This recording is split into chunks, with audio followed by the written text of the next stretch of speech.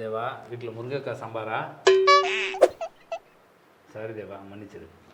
என்ன சூர்யா, போட்டுடலாமா? அவசரப்படாத தேவா, பொறுமையாக செய்யலாம். ஏன் சூர்யா பயப்படுறியா? இல்லை தேவா.